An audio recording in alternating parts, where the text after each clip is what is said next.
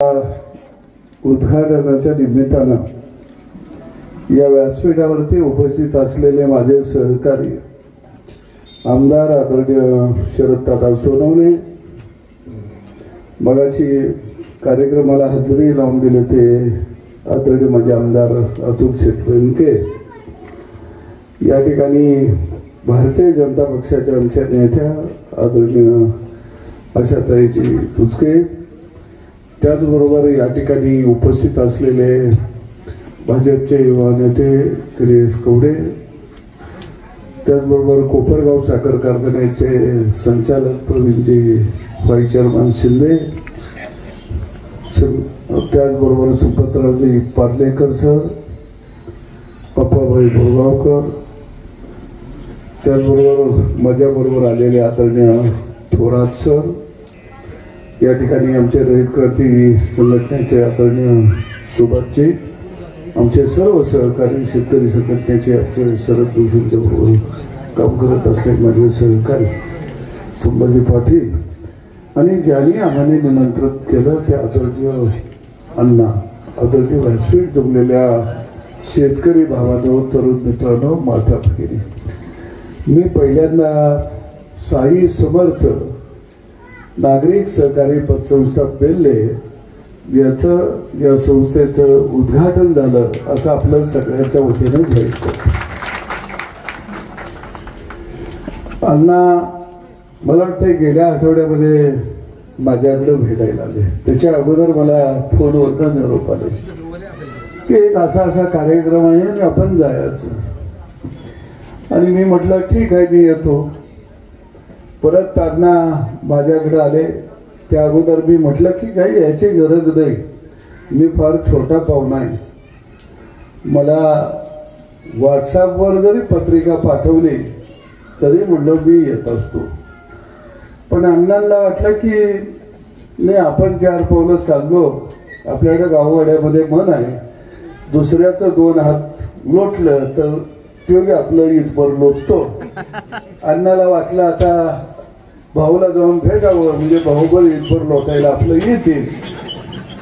आणि मी अण्णा आल्यानंतर 2-2.5 तास शरद भाऊ एवढ्या गप्पा मारल्या, तमाशावर आमची चर्चा एवढी झाली.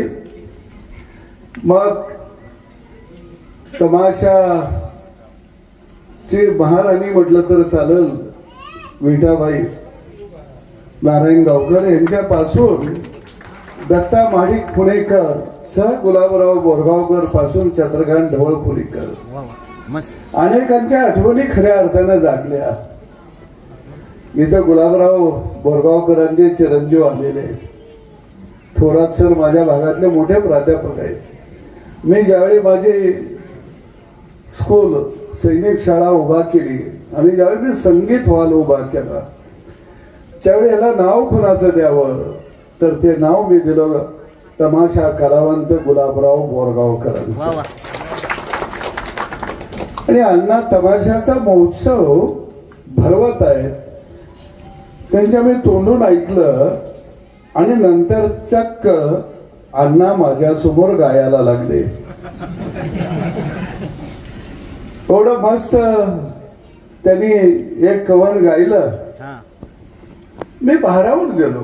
साधी गावगाड्यातली माणसं खऱ्या अर्थानं कलेवर प्रेम कसं करतात.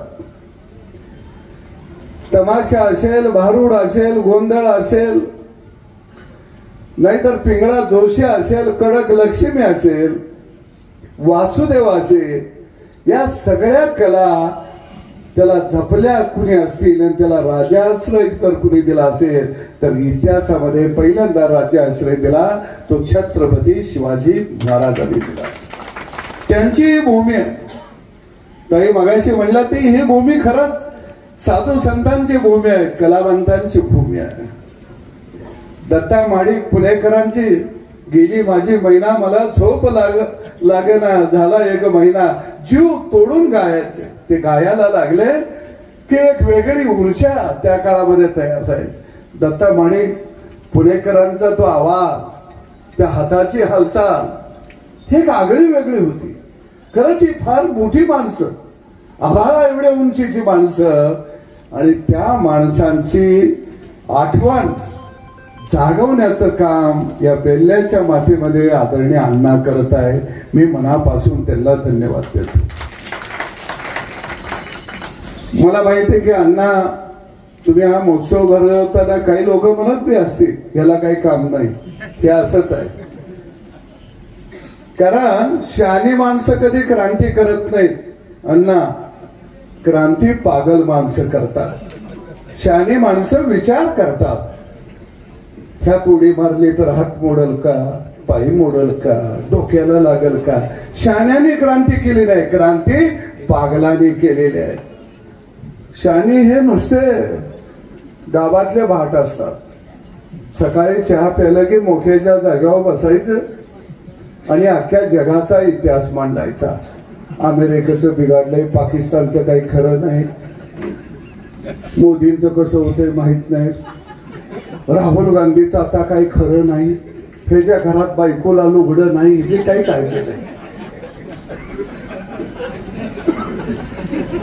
जगाची काळजी. अरे खऱ्या अर्थानं समाजाचं व्रत घेऊन जे माणसं जातात, जे धावायला लागतात, त्या माणसाला यश हे त्यांच्या सोबतीला असतं. आणि त्यातला एक व्यक्तिमत्व अण्णांच्या रूपानं मला दिसलं. या राज्यामध्ये 2 लाख पतसंस्था आहेत. नेते किती आहेत? 2 लाख. बंद किती आहे? 1 लाख. चालू किती आहे? 1 लाख. डबगाईला किती आलेल्या? 52,000. का तर अनेक ठिकाणी सहकार हा खऱ्या अर्थाने संजीवनी देणारा एक अमृताचा झरा आहे. सहकाराचा पाया या महाराष्ट्राच्या भूमीमध्ये विठ्ठलराव विखे पाटील असतील, विठ्ठलराव बॅरिस्टर गाडगीळ असतील, वसंतराव दादा पाटील असतील, यशवंतराव चव्हाण साहेब असतील, या माणसाने खऱ्या अर्थानं या महाराष्ट्रामध्ये सहकाराचा पाया रचला, सहकाराची गंगा व्हायला लावली. यशवंतराव चव्हाण साहेबांची एवढी दूरदृष्टी होती, वसंतदादांची एवढी दूरदृष्टी होती की खेड्यापाड्यातला सर्वसामान्य कुटुंबातला शेतकरी 1,000 रुपयाचा शेअर्स घेतला की 200 कोटी रुपयाच्या साखर कारखान्याचा मालक झाला पाहिजे. केवढी दूरदृष्टी. म्हणजे पूर्वीच्या काळामध्ये आमचा बाप साखर कारखान्याचा 1,000 रुपयाचा शेअर्स घ्यायचा, कारखान्याच्या धुराड्यातनं धूर निघायचा, कारखान्याचं शेअर्स सर्टिफिकेट आणि कारखान्याचा फोटो भिंतीवर लावायचा. आणि लेकराला जर पाहुणं बघायला आलं तर युवा याला मुलीच्या बाला सांगायचा, ह्यो कारखाना माझा आहे, ह्या कारखान्याचा मी सभासद आहे. पोरांची लग्न व्हायची. आज काय आहे? आज कारखान्याच्या भिंतीवरचा शेअरचा फोटो निघून गेला. हा कारखाना या देशमुखाचा आहे, या पाटलाचा आहे, या साळ्याचा आहे, या माळ्याचा आहे, या कोल्याचा आहे, या ह्याचा आहे. तो कारखाना आपला राहिला नाही. विना सहकार नाही उद्धार. आता काय? विना सहकार नाही भ्रष्टाचार. सहकार हे भ्रष्टाचार करण्याचं केंद्र तयार झालं या राज्यामध्ये. आता साखर कारखाना माझाही नाही म्हणू शकत आपण, का म्हणू शकतो? मला एका कारखान्याच्या सभासदानं उठावून सांगावं तो कारखाना माझा आहे असं म्हणू शकतो? नाही. इथं आमचे कारखान्याचे व्हाईस चेअरमन आहे, मी त्याचं वर्णन केलंय. काय साखर कारखान्याचा आज शेतकरी मालक आहे का? नाही आहे. आज शेतकऱ्याची अवस्था काय आहे? 12 बैलाच्या नांगरासारखी. 12 बैलाचा नांगूर पूर्वी असायचा. बैलांना सकाळी पाट्याचं झुकलं जायचं. मालक गाणं म्हणून बैलाला आणायचं, माझा सर्जा, माझा राजा, माझा लाडक्या. बैलाला वाटायचं मालक लय मायाळू दिसतया, ते बी तटून वडायचं. पण त्या शेताचा मालक बैल कुठवर नांगरट हुईस्तवर, कुळवट हुईस्तवर, पेरणी हुईस्तवर. एकदा शेतात पेरणी झाली, पेरलेलं उगवून आलं आणि शेतात कोळप धरलं की बैलाच्या तोंडाला मुस्क येतंय का इकड तिकडचं मोड खाईल म्हणून. तसंच साखर कारखान्याचं आहे. ऊस लावस तोपर्यंत कारखान्याचा मालक आपण, पाणी पाजाय ऊसाला पाजस तोपर्यंत मालक आपण, खत निंदणी करस तर त्या ऊसाचं मालक आपण. एकदा ऊस तोडून बैल गाडीत घातला आणि तो ऊस कारखान्यात गेला की आपल्या तोंडाला मुस्क येत. मग आपण दर विचारायचा नाही, काटा किती हाणला विचारायचं नाही, रिकवरी किती हाणली विचारायचं नाही. आपल्या तोंडाला काय येतं? मुस्क येत. आपलं बैलागतच चाललंय. मग कारखान्याचा चेअरमन गावात येऊन म्हणतो, हा कारखाना तुमच्या भागाच्या विकासासाठी केवढा विकास झाला या, वर्षाला एका सोसायटीचं कर्ज काढतो या. किती विकास. अरे एखाद्या व्यवसायाला जर मी माझ्या बानं कर्ज घेतलं तर तो व्यवसाय नफ्यात आल्यानंतर मी त्या बँकेत ठेवायला गेलो पाहिजे. पण दरवर्षी मी कर्ज घ्यायला का जातो याचं उत्तर कुणाकडेही नाही. अरे या जगाच्या पाठीवर एकही असा कारखाना नाही की 1 किलो लोखंड घातलं तर 100 किलो बाहेर येतं या, असा एकही कारखाना नाही. पण या जगाच्या पाठीवरती 1 किलो पेरलं की 100 किलो येतं या. एकमेव कारखाना माझ्या बापाचाच असतो या. तरी माझा बाप कर्जात नांदतो आणि कर्जात मरतो. मी राज्याचा कृषी मंत्री राहिलो. आमचे सगळे अधिकारी, सगळे आमचे नेते, आपण सुद्धा सगळे ताई आम्ही येऊन सांगतो काय, शेती अशी करा, बियाणं हे वापरा, 2 फुटाचं अंतर ठेवा, 3 फुटाचं अंतर ठेवा, 4 फुटावर 1 रोप लावा, औषध अमकं फवारा. अरे हे करून करून आता आमच्या अंगावर फवारायची वेळ आली. अरे हे आमच्या आजोबा पंजोबा बाप सगळं माहित आहे आम्हाला. पण सगळ्यांनी येऊन सांगायचं तुम्ही असं काम करा, तसं काम करा. अरे संत तुकडोजी महाराजांनी एका अभंगामध्ये स्पष्ट म्हटलंय, कच्चा माल मातीच्या भावे, पक्का होताची चौपटीने खावे, कैसे सुखी होतील पिकवून ह्या ग्रामजनोपासी. अरे कच्चा माल मातीच्या भावानं निघाला, कसं काय गावगाडा सुखी होईल. तुम्ही गायी पाळा, शेळ्या पाळा, डुकर पाळा, मांजर पाळा, तुमचं कल्याण कधीही त्यात होणार नाही. इथं आमचा आमदार आहे, आमदार सुद्धा भाषणात आम्ही तेच सांगतो, शेतीला जोडधंदा करा, गायी पाळा, डुकर पाळा. आणि आमदारांच्या पोराने बेरबारचं लायसन घ्यायचं, देशी दारूचं लायसन. तुम्ही काय करायचं, तुम्ही डुकर पाळायची, म्हशी पाळायच्या, गाया पाळायच्या. आणि हे म्हणतात तुमच्या घरात आपल्या, आता काही नाही आमदार, पूर्वी भीती रंगवायचे, संकरित गायी येती घरात तोची दिवाळी दसरा. कुणाच्या घरात संकरित गाय आली होती दिवाळी दसरा झाल्या. जे ज्या घरात गाय आल्या त्याची बायको वाळून गेली आणि गाई फुगून गेली.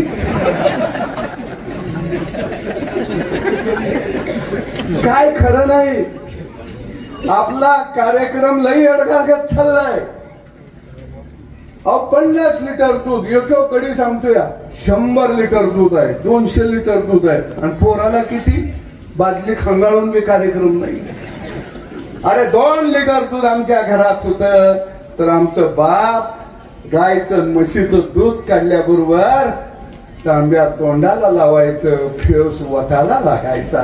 आता फेस तोंडाला येतोया, वठाला राहिला पाहिजे. आणि काय काय बहादर सांगते ते, शेती अधिक पिकवा, चांगल्या पद्धतीनं करा. त्या कांदेवाल्याला जाऊन विचारा काय परिस्थिती झाली. पाक कांदेवाल्याची वाट लागली आहे का नाही, पुरा स्मशानभूमी झाली. अरे म्हणून खऱ्या अर्थानं ठीक आहे, अण्णासारखी माणसं सामाजिक कार्यामध्ये काम करत असतात. आमच्या आशाताई आहेत, त्यांचं बी मी आधीमध्ये व्हिडिओ बघतो. आशाताई, तुमचं वर्णन जर करायचं झालं तर राख आणि वादळ ही दोन्ही सारखीच असतात.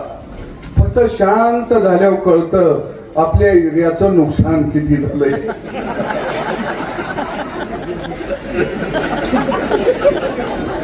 तोपर्यंत काही कळतच नाही. मला वाटतं दादासाहेब तुम्ही दुसऱ्यांदा आमदार झाला, मी बी दुसऱ्यांदा झालो. आपण भाग्यवान आहे, नाहीतर आपली अशीच गत झाली आहे. हे काही खरं नसतं. मी चळवळीमध्ये 30 वर्ष काम केलं शरद ऋषींच्या बरोबर. अनेक वेळा तुरुंगात गेलो. माझ्या अंगावर गुन्हा किती? 265. तुम्ही म्हणणार काही केस कापत होतात का काय?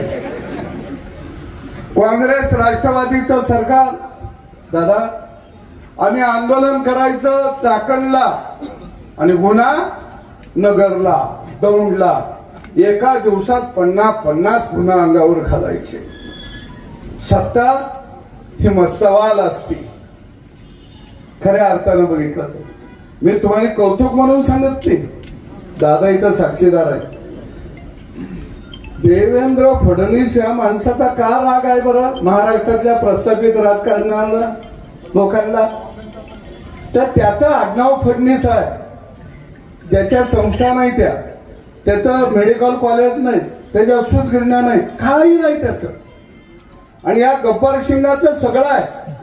आणि मी राजकारणामध्ये महाराष्ट्राच्या बघितलं, पाटील, देशमुख, पवार, भोसले, मोहिते ह्या सगळ्यांनी एकमेकाच्यात पाहुणपैकी केली. ती तुझी पुरगी मला, माझी पुरगी तुला, असं एवढं केलं. हे 200-250 घराणे आहेत आणि 250 घरांनी हा महाराष्ट्र चालवते. ती एकही कुणाबरोबर पाहुणापै नसणारा महाराष्ट्राचा मुख्यमंत्री कोण असेल तर त्याचं नाव देवेंद्र फडणवीस आहे.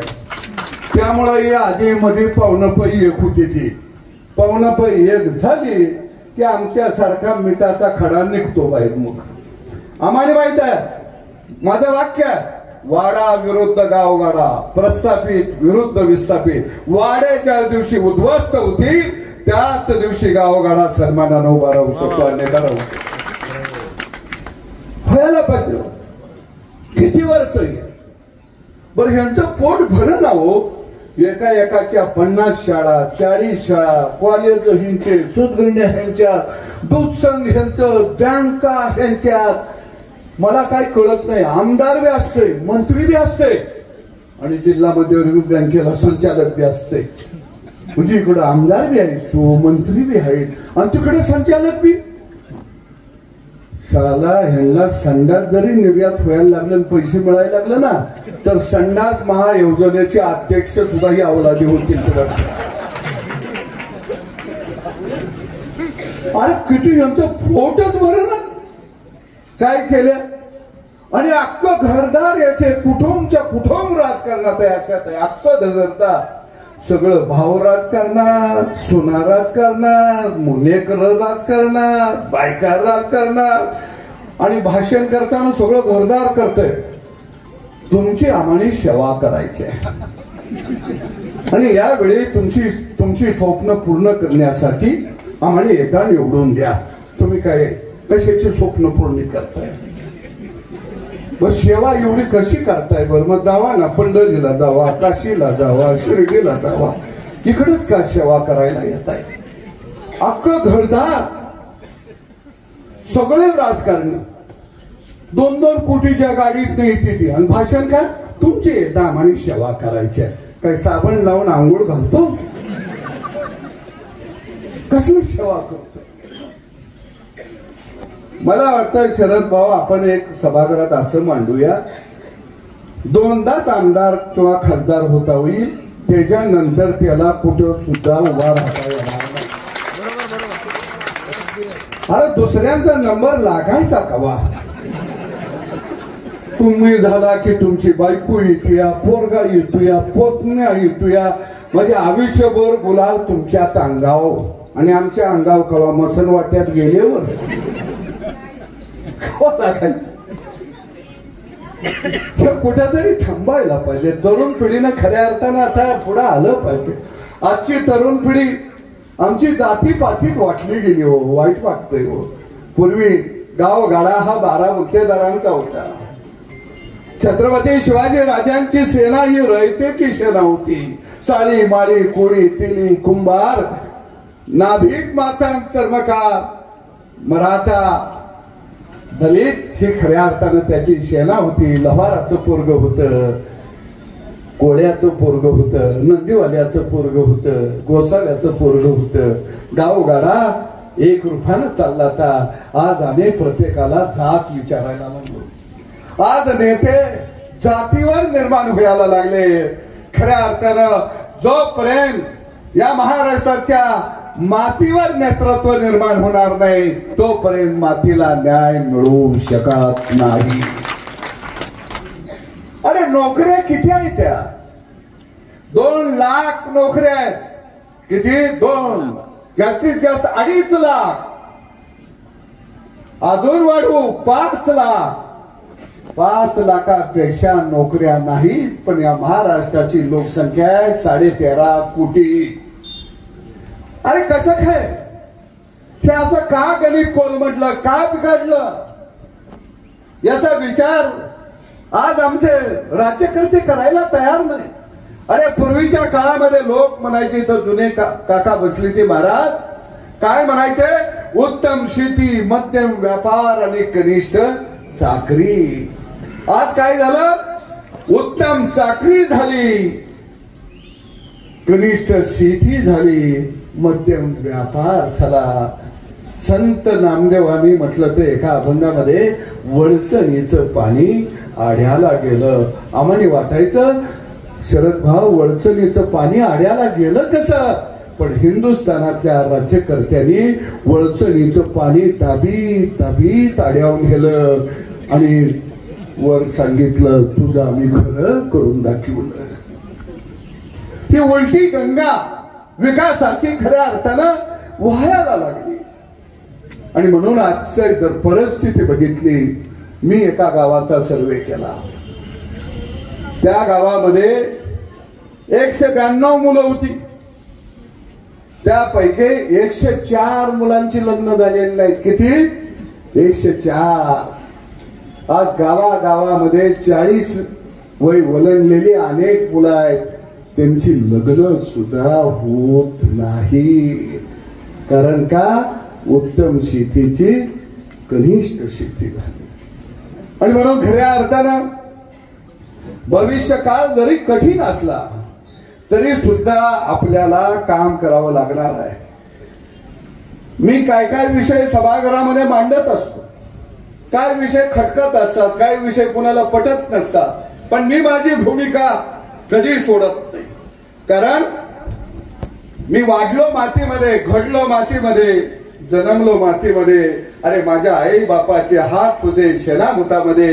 हा सदाभाऊ त्या शेणामुतासाठीच लढत राहील, त्या मातीसाठीच लढत. लढणं हा आमचा धर्म आहे, लढणं हा आमचा धर्म आहे. आणि प्रस्थापितांच्या समोर उभा राहणं हे आमचं कर्म आहे. ह्या भावनेनं खऱ्या अर्थानं आम्ही या लढाईमध्ये उतरत असतो. आणि म्हणून अण्णा, तुम्ही न खचणारं व्यक्तिमत्व आहात. साई समर्थ संस्थेचं नावही चांगलं ठेवलं आणि निश्चितपणानं तुमच्या हातून सेवा घडत आहे. शरद भाऊ, आपण दोघांना एक काम करावं लागेल. हे या ठिकाणी तमाशा महोत्सव भरवतात. आपण शासनाला सांगू की तमाशा महोत्सवाला मदत शासनाच्या माध्यमातून तुम्ही या ठिकाणी दिली पाहिजे. आपण आशिष शेलारजीला संयुक्त भेट घेऊ आणि निश्चितपणानं आज तुम्ही सगळी मंडळी या ठिकाणी जमला. मी एवढंच सांगेन की आपल्याला नैराश्यामध्ये राहून चालणार नाही. आपल्याला नव्या जोमानं नवीन लढाई गावगाड्याची निश्चितपणाने उभा करावी लागेल. आणि म्हणून इथं थोरात सर आमचे, मी त्यांनाही धन्यवाद देतो. तुम्ही मला या कार्यक्रमाला बोलवलं, तुम्ही घेऊन आला. खऱ्या अर्थाने इथं माई माऊल्याही जमलेले आहे. लाडक्या बहिणीच्या निमित्तानं 1500 रुपये घरला यायला लागले. त्यामुळं नवरा निदान विचारायला लागला, बँकेचा काही SMS आलाय का? बरोबर आहे का? त्यामुळं बऱ्यापैकी आता मारहाण मी थोडी कमी होईल, नाहीतर मग पैसे मिळणार नाहीत. नवऱ्याला सांगता येत या. खऱ्या अर्थानं निवळ 1500 आलं ह्याच्यावर काही लोक बोलायला लागली. ताई निवडणुकीला 1500 दिलं. अरे आम्ही तुम्हाला जर खाऊ पिऊ घालत असेल, आमचं खाल्ल्याशिवाय तुम्ही चालत नसाल, तर तुम्ही तुमचं योगदान काहीतरी गावगाड्याला दिलं पाहिजे, सामान्य माणसाला दिलं पाहिजे. आणि आता आपल्याला 1200 रुपये शेतकऱ्याला मिळतात. माझी मागणी आहे, शेती टिकायची असेल, शेतकरी शेतामध्ये राहायचं असेल, तर एका शिपाया एवढा तरी पगार शेती करणाऱ्या शेतकऱ्याच्या खात्यावरती जमा झाला पाहिजे. का होऊ नये? आणि खऱ्या अर्थानं या मातीतून अनेक संत झाले, या मातीतून अनेक शूरवीर झाले. कारण ही गावखेड्याची माती ही वैभवाची माती. अनेक कवी, अनेक लेखक याच मातीतून झाले. या नभाने या भुईला दान द्यावे आणि या मातीतून चैतन्य गावे. मानवर सारखा एवढा मोठा कवी याच मातीतला. काट्या कुट्याचा तुडवीत रस्ता, माझ्या गावाकडे चल माझ्या दोस्ता. कशी मातीत मातीत माळतात माणसं, कशी जीवाला खातात कष्टा. माझ्या गावाकडे चल माझ्या दोस्ता. इंद्रजीत भालेराव सुद्धा या मातीचं वर्णन अनेक माणसांनी खऱ्या अर्थानं इतिहासाच्या पानावरती केलेलं आपल्याला पाहायला कळतंय. आणि म्हणून या मातीला मी वंदन करतो, बेल्ले गावाला वंदन करतो. दत्ता माडिक पुणेकर यांच्या चरणी मी नतमस्तक होतो. एवढा महान कलाकार या मातीनं दिला. विठाबाई नारायण गावकर या मातीनं दिल्या.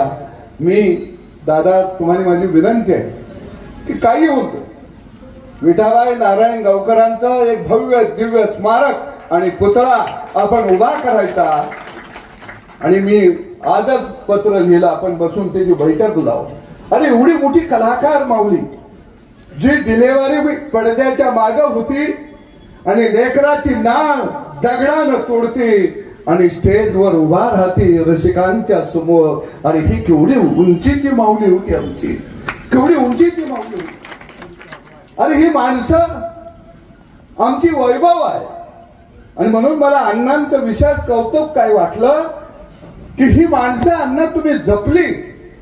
म्हणून मी त्या दिवशी अण्णांना आलो. म्हटलं माझ्या भागातले पट्टे बापूराव असतील, माझ्या भागातला पी सावळाराम असेल, माझ्या भागातला बाल गंधर्व असेल, माझ्या भागातला गुलाबराव बोरगावकर असतील, माझ्या भागातले लोकशाहीर अण्णाभाऊ साठे असतील. या माणसांच्यासाठी मला आयुष्यामध्ये काही तर करायचं आहे. आणि तुम्ही दत्ता महाडिक पुणेकर असेल, चंद्रकांत ढवळपुरीकर असेल, अरे मोठी कलाकार आहे. अरे गाव गाडा दुःखातनं जर फाईल कुणी काढला असेल तर या गावगाड्यातल्या कलाकारांनी काढलेला आहे. गावगाड्यातल्या कलाकार. अरे चंद्रकांत ढवळपुरीकर, दत्ता महाडिक पुणेकर आणि विठाबाई नारायण गावकर ही व्यासपीठावर उभा राहिले की गावगाड्यातली आमच्या शेताभातात राबणारी माणसं डोक्याचा फेटा हवेत उडवत होते आणि आपलं दुःख त्या फेट्याखाली फेकून देत होती पेट्याबरोबर.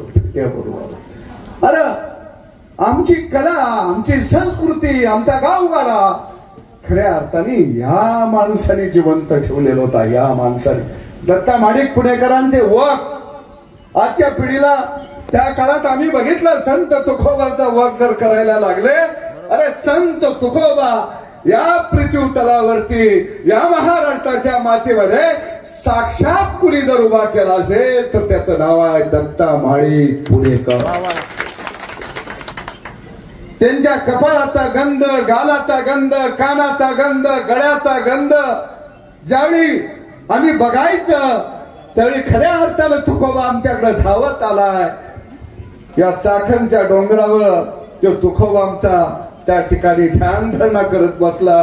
काय विलक्षण चित्र होत. गळ्यात असणारा त्यांच्या विणा, डोक्यावरचा फेटा, अंगातलं धोतर. दत्ता महाडिक पुणेकर अभंग गायला लागले तर या गळ्याच्या शिरा ताठ व्हायच्या. म्हणजे जीव वथून या माणसाने खऱ्या अर्थानं गावगाड्याची संस्कृती, गावगाड्याची कला जपली. अण्णा मी तुम्हाला सलाम करतो की अशा माणसांना तुम्ही खऱ्या अर्थानं जिवंत येणाऱ्या पिढीच्या समोर ठेवलं. परत एकदा मी धन्यवाद देतो.